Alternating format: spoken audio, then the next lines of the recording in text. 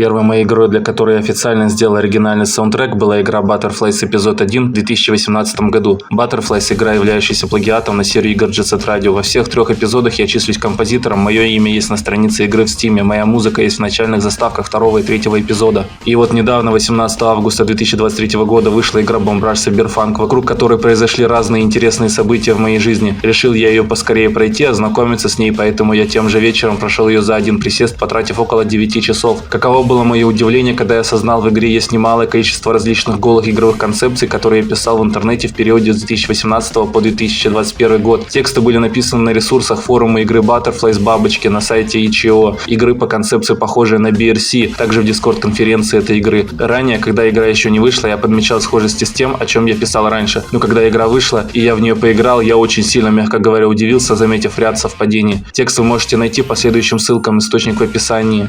Задействование остальных членов банды в активностях на карте на манер игр серии Tony Hawk's Underground. Если в оригинальных играх серии GSR остальные члены банды не играли никакой роли, пока ваш персонаж вершил судьбы мира. К слову, в BRC напарники не только свободно катаются по уровню, оживляя тем самым улицу, но и участвуют в битвах банд в борьбе насчет трюковых очков. Летающие дроны и Джаггернаут, полицейские в тяжелой броне, которые имеют больше здоровья, наносят больше урона. Эта концепция используется как в Бабочках Эпизод 3, так и в Bomb Rush Cyberpunk. Идея телефона в игре про ролики и граффити. Идея сплагиачена из другой игры про экстремальное катание на роликах Zenith. В этой игре телефон мог много разных вещей, как полезных, так и ерундовых. В моем случае я предлагал переключение треков, создание селфи с возможностью перехода в режим от первого лица, попадания в режим паузы. В BRC же реализовалась лишь половина от этих идей. Короче, идея была своровать телефон из Zenith. Team Reptile украли из Zenith даже идею с мини-игрой. Мини-игра недоступна в релизной Day One версии, ее добавили в обновлении 12 дней спустя. Практика добавлять новый контент 2 недели или 1 месяц после выхода игры, чтобы владельцы лицензионных копий могли обновиться, в то время как пиратам обновиться было бы сложнее. Им бы пришлось ждать новый крэкнутый релиз или же покупать игру легально. Продолжая о функционале телефона, я также предлагал возможность переключать граффити на нем. В BRC же переключения граффити нет, так как игрок волен использовать все граффити, что у него есть в коллекции. Зато на телефоне можно смотреть так называемые графические ключи, комбинации, с помощью которых можно узнать, с помощью какого можно активировать закрашивание конкретного граффити. Еще возможность перерисовать уже до этого нарисованное граффити заново. Отсутствовало в GSRF и Бабочках, есть в BRC.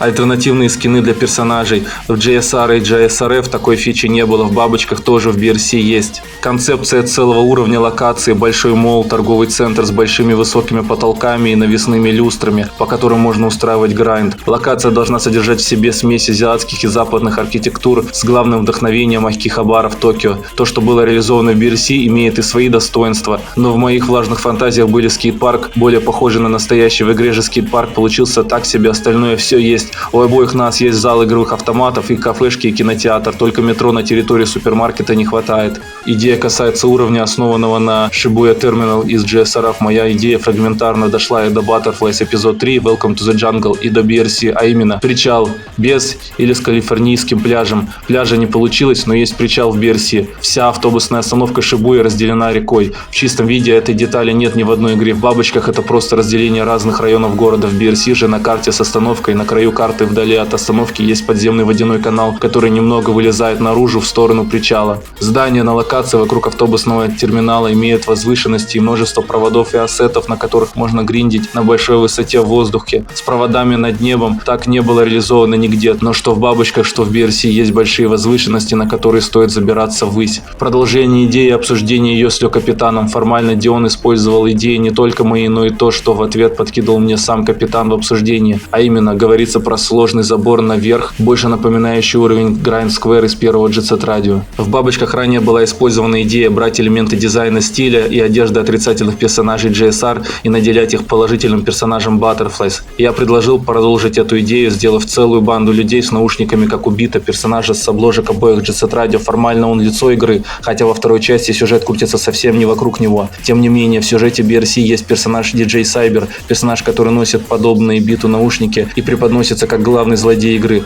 В действительности он оказывается не злодеем, а другом, но это уже ближе к концу игры. Отдельно отдельные от основного мира уровни, которые выделяются на фоне реализма и имеют абстрактную форму, сделаны ради отдельных челленджей. Продолжение этой идеи, обросшей новым смыслом и деталями. Речь идет о сходстве с галлюциногенными трипами, воспоминаниями героя Реда из BRC. Что у меня в тексте, что в итоговой BRC есть абстрактные уровни, представляющие собой кошмарные сны, в которых голый челлендж в плане перемещения по ассетам из основных локаций. Тут нету речи о конкретной идее, я говорил о рытье в помойках, держим в уме. Дион читал эти сообщения, ему так запали в душу идеи о том, как часто надо рыться на помойках и мусорках, что на основе этой писанины он придумал идею добывать секретные предметы и бустеры для джетпака в мусорных контейнерах и вендинг-машинах. По всему городу вы будете часто этим заниматься, это, конечно, притянуто за уши, но все же. Чтобы убедить вас, насколько Дион, главный разработчик Bomb Rush Cyberpunk, был в курсе о нашей игре и что он действительно мог прочитать и реализовать мои идеи, у меня был с ним личный разговор 9 ноября 2018 года. Это был самый первый раз, когда я к нему обратился. На тот момент уже вышла его новая игра Little League Blaze 24 октября 2018 года. Тема моего разговора была, как связаться с Хидеки Наганума и заказать музыку для нашей игры, так же, как сделали Team Reptile, оплатив услуги Хидеки на написание песни для их Little League.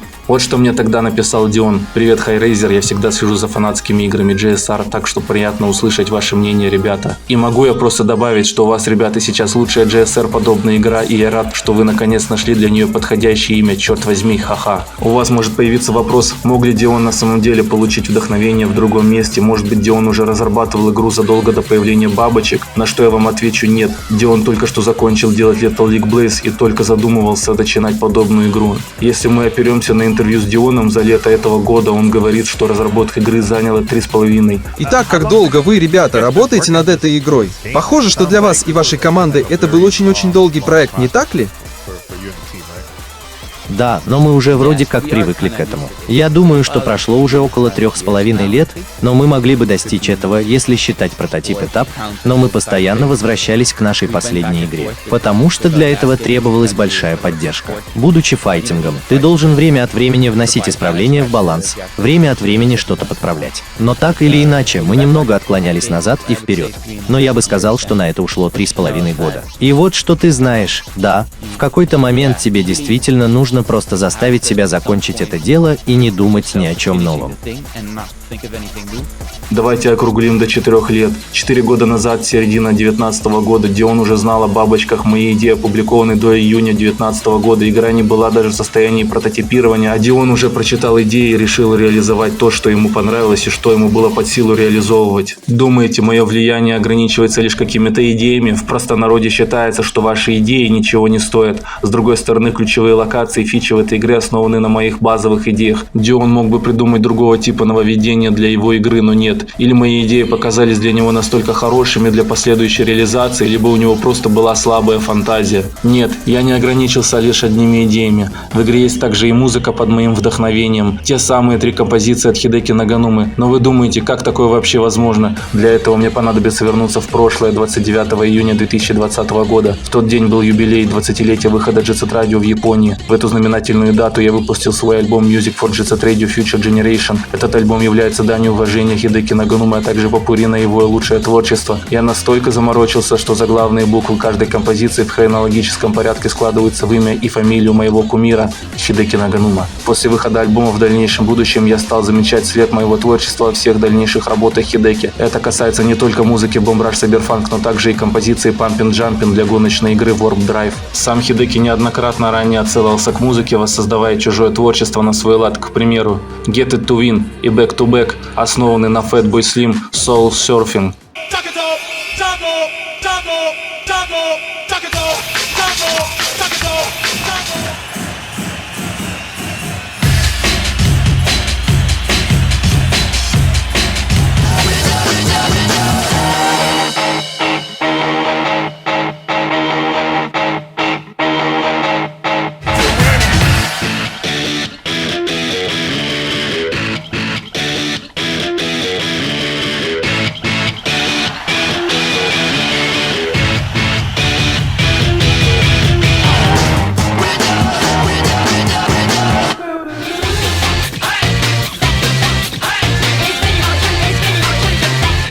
That's Enough основана на Fatboy Slim Always Read the Label.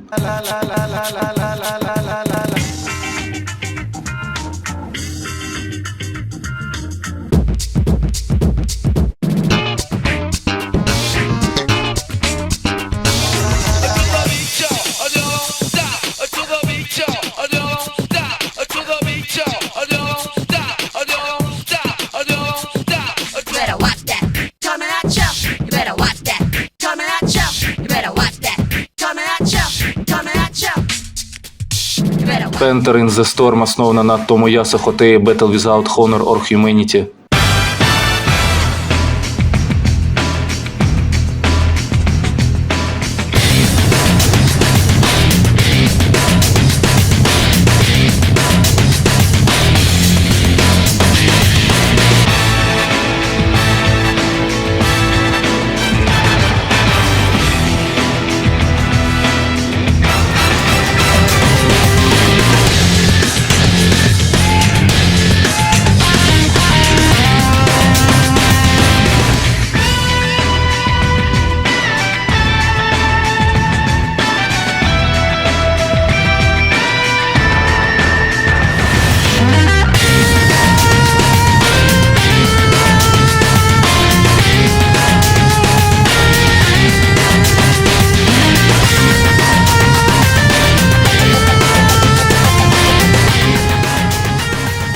Feel the Power in Your Soul основана на The Chemical Brothers Block Rockin' Beats. Feel the power. Just feel the music. Feel the power in your soul. You gotta feel the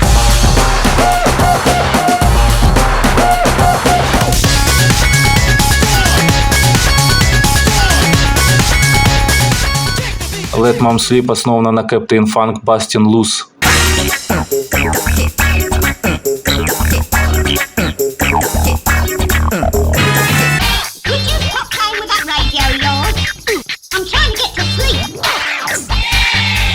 Я хочу, чтобы вы учли в уме. Хидеки, несмотря на свой уникальный стиль, порой умышленно делает фрагменты своих песен, чтобы они напоминали чужую музыку, да и в принципе не гнушается на использовании чужих идей в своей музыке. Лично я в этом не вижу ничего плохого, никаких претензий к Хидеки у меня нет и в помине. Является ли его плагиат на мои треки знаком признания меня как достойного музыканта? Не знаю. Лично я думаю, это показатель того, что Хидеки настолько застагнировал на своем творческом поприще, не может больше найти источника вдохновения, как у своего самого ярого подражателя. Человек пытается звучать максимально похоже на своего кумира. Я считаю данный феномен творческим вырождением, но, конечно, я хочу, чтобы вы меня считали помазанником Божьим, ведь само его величество, бог музыки Хидеки, вдохновился Сашко Наганумой. Первая на очереди идет Pumpin' Jumpin'. Когда я ее впервые услышал, я удивился ряду звуков, которые я использовал ранее в своих композициях Dealer's Delight и Enter the Future. Такие звуки, как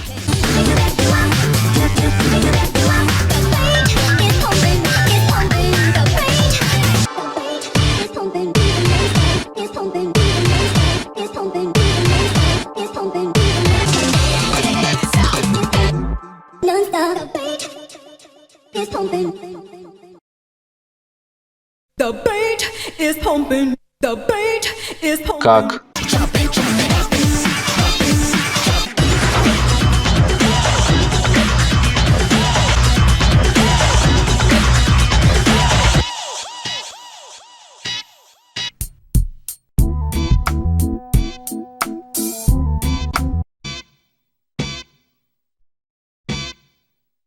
и No something. Get up and keep the party jumping. Get up and keep the party jumping.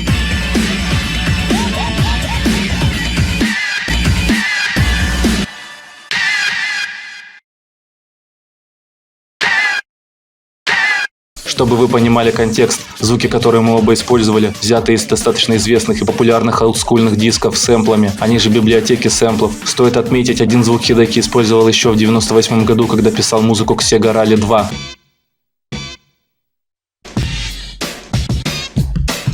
Но с того момента прошло около 22 лет. Согласитесь, очень странное совпадение. Наш друг решил достать очень старый звук и заиграть с ним по-новому. Диск, на котором располагается вокальная фраза «The beat is pumping», лежала по соседству с массой других вокальных фраз, которые Хидеки использовал для массы своих песен. Но именно в 2020 году, когда я использовал этот звучок, Хидеки внезапно в голову пришла мысль, а что так можно было, то решил в этом же году использовать и сам. Но звуками это не ограничилось. Несмотря на то, что Pumpin' Jumpin' Enter the Future сделаны в разных тональностях и BPM, если сделать мышап обоих треков, выяснится. Главный припев фраза «No stop to get the beat pumping, get up and keep the party jumping». Она подозрительно очень хорошо рифмуется с моей синтезаторной бас-партией, но не только басовая линия это ограничивается. Также и синтезаторные аккорды Хидеки что-то очень созвучно с моей гитарной партией. Итак, слушаем мышап.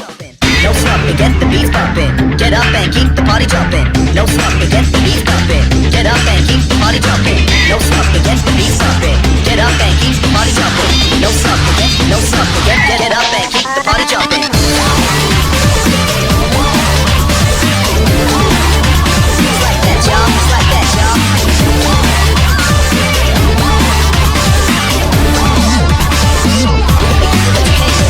К слову, на самом деле Enter the Future сам основан на чужой композиции, а именно Over Zero Velocity Shift.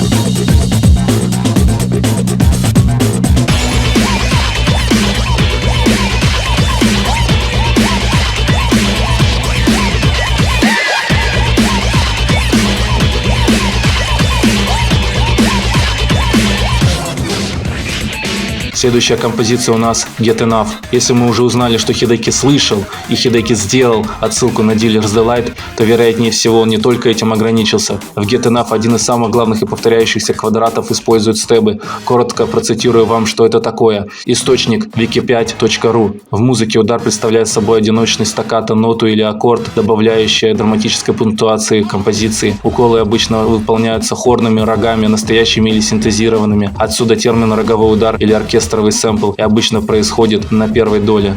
Хидеки неоднократно использовал технику использования стебов, предзаписанные сэмплы, представляющие собой аккорды из нескольких звуков, содержащие в себе преимущественно духовые инструменты, ударные и бас. Стебы были в Jet Set Radio.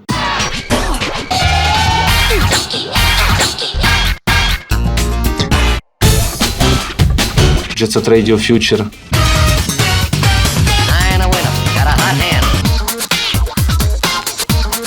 Oli King. Sonic Rush.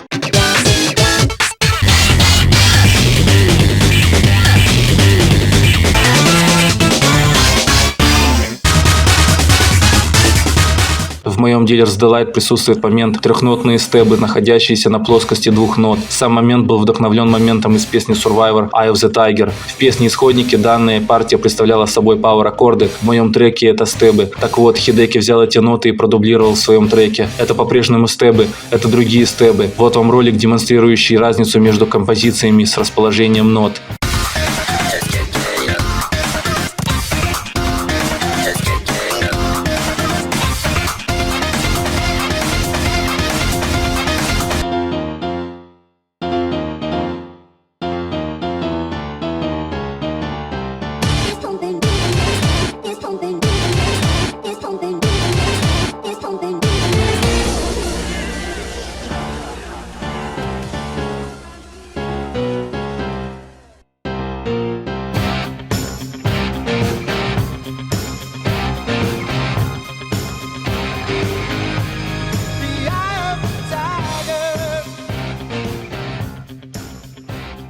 Далее на очереди у нас The People. Эта работа сама по себе является солянкой предыдущих работ Хидеки, среди которых были The Concept of Love,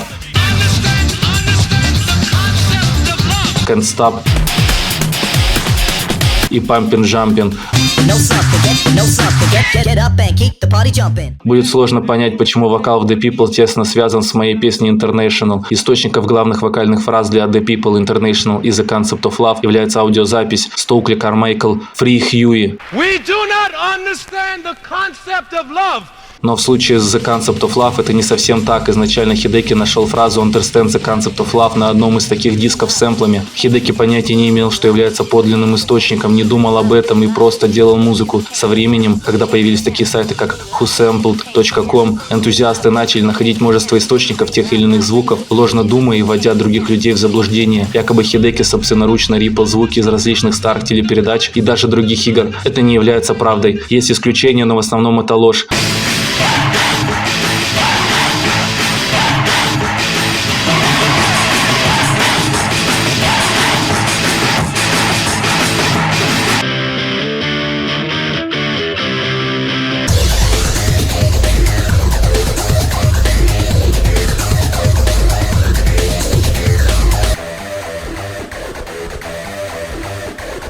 Моя композиция International, являющаяся полным плагиатом попыткой воссоздать The Concept of Love, использовала другие фразы Стокли Кармайкла из той же 45-минутной аудиозаписи «Освободите Хьюи». Таким образом и появился текст «We becoming international communism executioners». Must become international. It cannot be national. It cannot be national. It must be international. Must be international. Becoming the executioners of our executioners.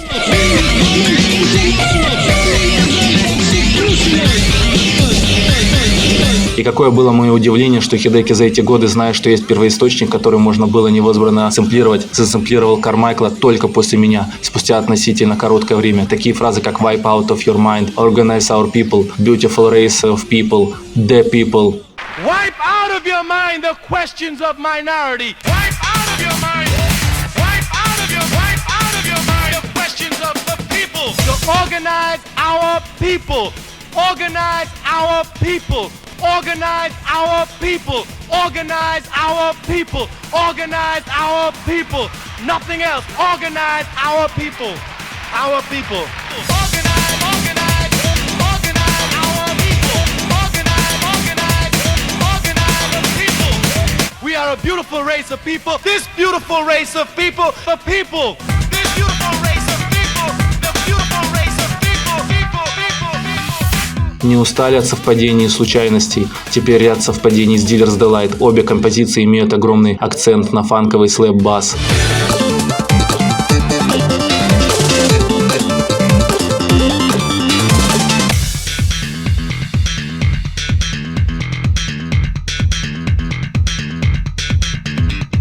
Обе композиции начинаются с отдаленно похожих фоновых звуков.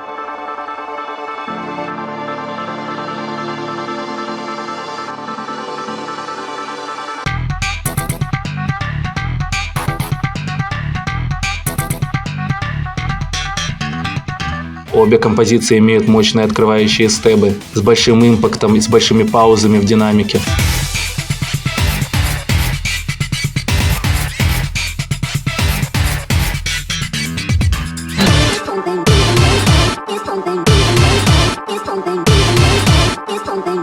Но вы скажете, тут стебы имеют разные мелодии. Если вы сравните мои стеби с Хидеки, то узнаете, он всего лишь поменял одну ноту. Одна нота из трех отличается, и считай, все, совпадений нет. И опять совпадение с Enter the Future. В песне вы можете услышать клич «Whoop!»,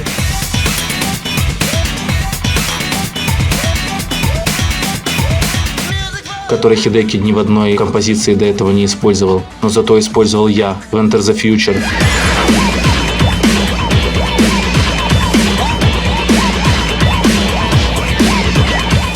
Village Legacy.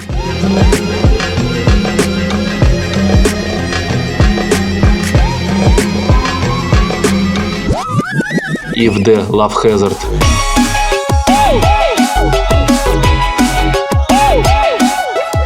Сам этот клич является сэмплом с песни KRS-One Sound of the Police. И последняя песня Хидеки Jack the Funk. В ней на регулярной основе используется cowbell, коровий колокольчик. Хидеки не использовал в своих песнях cowbell со времен Funk to the Top 2004 года с саундтрека Colic King.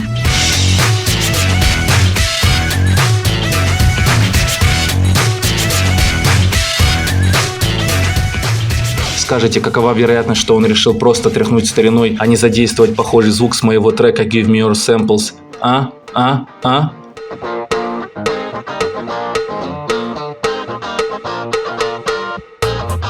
Стебы, опять эти стебы.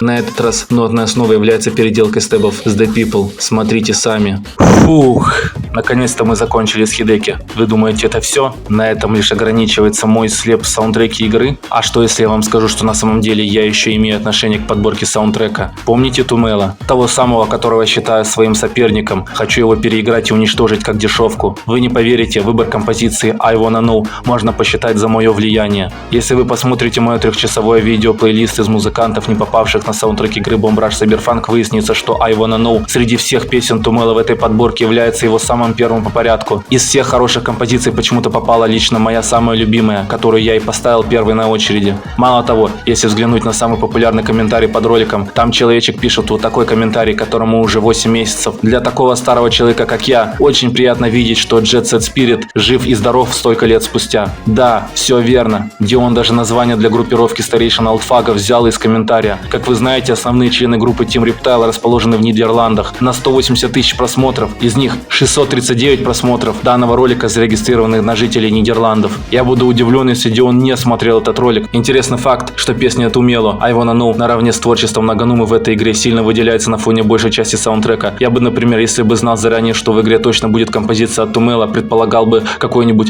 Тимио. Про Хидеки это понятно все, его участие является рекламным трюком. Дион на самом деле не особо парился в деталях, как именно должна звучать композиция. А вы думали, это все? Я еще повлиял на выбор композиции Чародей Джеди State of Mind. Но вы спросите как? А я вам отвечу. Помните мой первоапрельский розыгрыш? Тот ролик, в котором я фантазирую и иронизирую, каковым могла быть коллаборация с Дионом, если бы мы все-таки сработались. Там есть фраза Диона, фальшивого, не настоящего Диона, о том, что мою песню «Деньги мне плати» вставили в игру, потому что я представляю собой местный украинский хип-хоп. Походу, Дион посмотрел ролик, увидел эту писанину и мой прикол воспринял за призыв к действию. Встречайте украинского брейкдансера и композитора Владимира Образцова, он же Вобр, он же Чародей Джеди. Не украинский технохаус-продюсер, не украинский поп-фанк-исполнитель, не дабстеп-продюсер, не эмбиент-композитор, украинский хип-хоп. Точка. Если я в своем ролике на тему политики очень жестко пошутил, то Дион и его команда абсолютно не понимают, что они сделали не так. Вы сраные идиоты. Если вы засунули Чародея на саундтрек с целью поиграть в политику, то надо было не продавать вашу игру на территории РФ, не делать русскую локализацию вообще, тем более сделать украинскую локализацию вместо русской. Человек в социальных сетях явно дает знать, что он с проукраинской позицией, что он против России. Своими действиями, своей попыткой угодить всем, своей попыткой влиться в конъюнктуру вы уничтожили себя полностью. Дорогие жители Украины, бендеровцы, зомби-нацики и прочие патриоты, русский Сашко из Крыма призывает вас бойкотировать эту игру на территории вашей страны. Будем честны, вы меня заочно не любите, но и уважать Team Reptile за такую гнилую позицию и непоследовательность в своих действиях точно не стоит.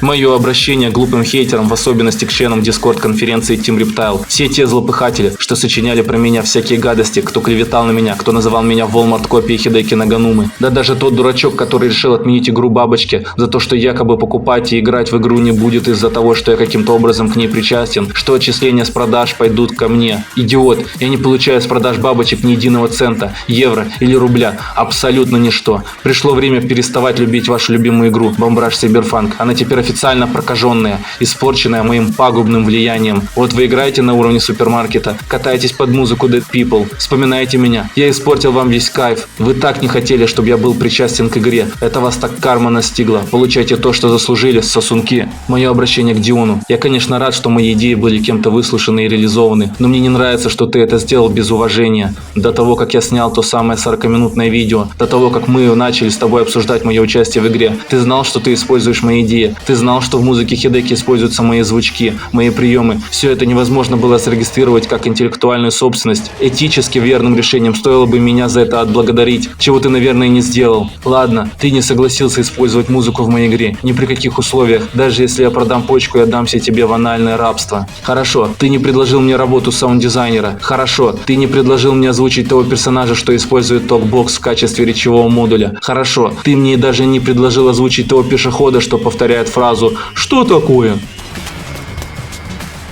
Что такое?